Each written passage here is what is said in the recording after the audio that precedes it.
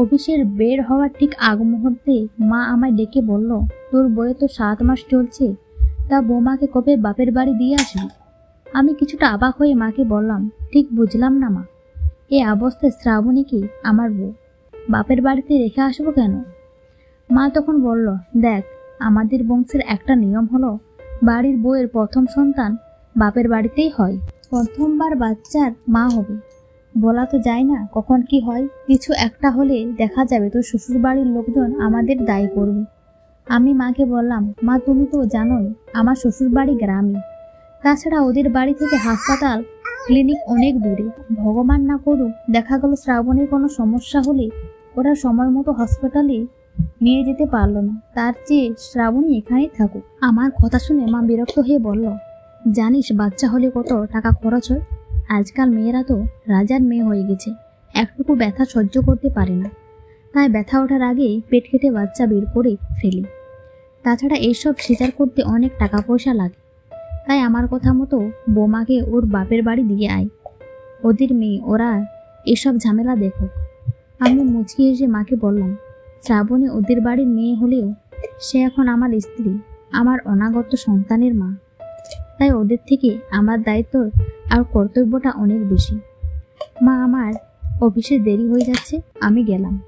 আর কয়েক কটা টাকা পয়সার জন্য আমি আমার স্ত্রীকে আর সন্তানকে ঝুঁকির মধ্যে ফেলবো না।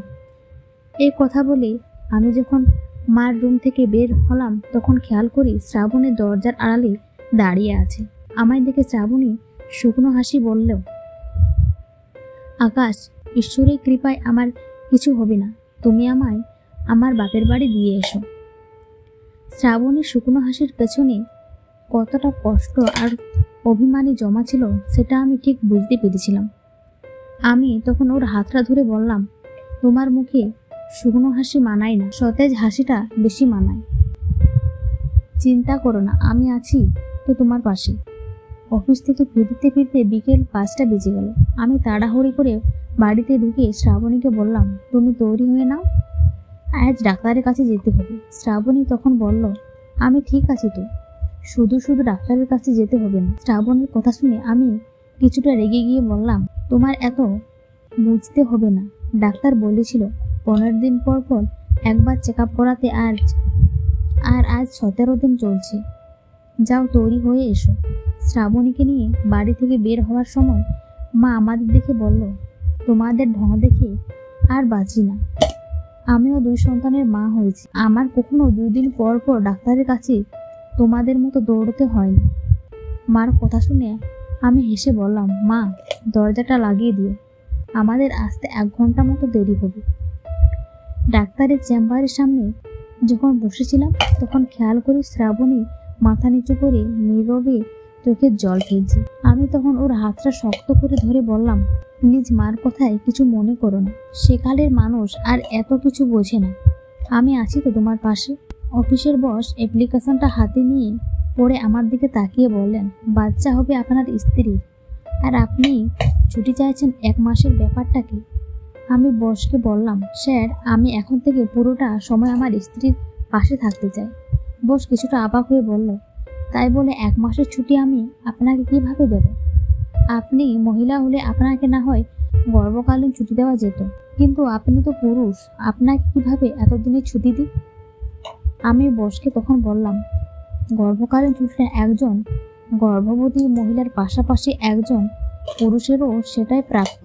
প্রতিটি পুরুষের দায়িত্ব স্ত্রীর গর্ভকালীন এই সময়ে স্ত্রীর পাশে থাকা, তেমনি প্রতিটা স্ত্রীও চায় এই সময়টাতে তার স্বামী যেন তার পাশে থাকে। 6 বছর চাকরি করে এই কোম্পানিকে আমি অনেক কিছু দিয়েছি, কোম্পানি কি আমায় এখন 1 মাস সময় দিতে পারে না? আমি তো বেশি কিছু চাইনি। বস আমার কথাগুলো চুপচাপ শুনে বলল, ঠিক আছে, আপনি যান, আমি বিষয়টা দেখছি। কয়েকদিন হলো বড় দিদি আমাদের বাড়িতে এসেছে। আমি অদ্ভুতভাবে খেয়াল করছি বড়দির যে কাজগুলো নিজের করা উচিত সেই কাজগুলো শ্রাবণীকে দিয়ে করাচ্ছি।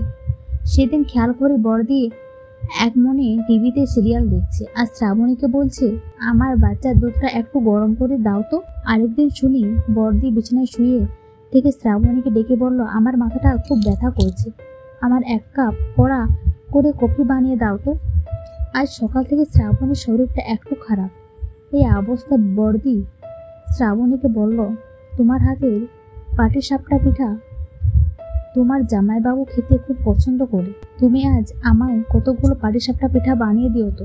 আমি খুব অবাক হচ্ছিলাম আমার বড় দিদির কথা শুনে, তাই কিছুটা রেগে গিয়ে বললাম, তোর জামাইকে তুই নিজে পিঠা বানিয়ে খাওয়া, তুই আমার বউকে বলছিস কেন? বর্দি তখন মুখ বাঁকিয়ে বলল, বই চামচাগিরি করছিস নাকি? আমি বললাম, আমি কোনো চামচাগিরি করছি না, শুধু তোর মতো একটা শিক্ষিত মেয়ের ভুলগুলো চোখে আঙুল দিয়ে দেখিয়ে দিতে চাইছি। তুই নিজেও এক বাচ্চার মা, তুই তো বুঝিস এই সময় একটা মেয়ের কত রকম সমস্যা হয়। তুই কি করে এই অবস্থায় আমার বউকে বলিস তোর বাচ্চার দুধ গরম করে দিতে, তোর জন্য কফি বানিয়ে দিতে, আর আজ বলছিস তোর বরের জন্য পিঠে বানাতে? মেয়েটা প্রথমবার মা হচ্ছে, মনে কত রকমের ভয় থাকতে পারে। কোথায় তুমি শ্রাবণীকে একটু সাহায্য করবে, একটু মনের সাহস দিবি যেন সে ভয় না পায়, তা না করে উল্টো তুই ওকে পিঠা বানাতে বলছিস। এমন সময় মা খুব রেগে গিয়ে বলল, আমি এমন ছেলে পেটে ধরেছি যে কিনা নিজের বউয়ের জন্য নিজের বড় বোনকে কথা শোনাচ্ছে। কি এমন তোর বউকে বলছে যে তুই তোর বোনকে কথা শোনাচ্ছিস? কয়েকটা পিঠা বানিয়ে দিলেই তো বলছে, অথচ তোর যখন পেটে ছিলি তখন আমি সংসারের সমস্ত কাজ একা হাতে করতাম। আমি মার দিকে তাকিয়ে হেসে বললাম, মা, আমার বোন যখন প্রেগনেন্ট ছিল তখন তুমি 5 মাস যেতে না যেতে দিদিকে শ্বশুরবাড়ি থেকে আমাদের বাড়িতে নিয়ে এসেছিলে, যাতে দিদি ওখানে সংসারের কোনো কাজ করতে না হয়। আমি দেখেছি দিদিকে দিয়ে তুমি কাজ করাও না, তো দূরে থাকো। দিদিকে কখনো রান্নাঘরে যেতেই দিওনি, সেই তুমি ছেলের বউয়ের বেলায় এতটা বদলে গেলে। আমি যখন মা আর দিদির কথাগুলো বলছিলাম তখন শ্রাবণী আমাকে বারবার থামতে বলছিল। তখন বর্দি শ্রাবণীকে বলল, থাক থাক, নিজেকে স্বামীকে মা বোনের উপর খেপিয়ে দিয়ে এখন আমাদের চোখে ভালো সাজিতে হবে না। কথাটা শুনে শ্রাবণী মাথা নিচু করে অন্য রুমে চলে গেল। আমি তখন বর্দির দিকে তাকিয়ে বললাম, মূর্খ মানুষ অবুঝ হলে তোকে বোঝানো সহজ, কিন্তু কোনো শিক্ষিত মানুষ অবুঝ হলে তাকে বোঝানো খুব কঠিন। রুমে ঢুকে দেখি শ্রাবণী জানলার গ্রিল ধরে বাইরে তাকিয়ে আছে। আমি ওর কাঁধে রেখে বললাম, চিন্তা করো না, আমি আছি তো তোমার। শ্রাবণী আমার দিকে ফিরে শুকনো হাসি দিল, আর আমি তখন বললাম, তোমার মুখে শুকনো হাসি মানায় না, সতেজ হাসিটাই বেশি মানায়। একটা মেয়ের ভরসার সবচেয়ে বড় অবলম্বন হলো তার স্বামী। তাই প্রতিটি পুরুষ যদি তার বউয়ের প্রতি এমন ভাবে দায়িত্বশীল হয়, তাহলে কোনো মেয়েকে আর কষ্ট পেতে হবে না। গল্পটি কেমন হয়েছে অবশ্যই কমেন্ট করে জানাবেন।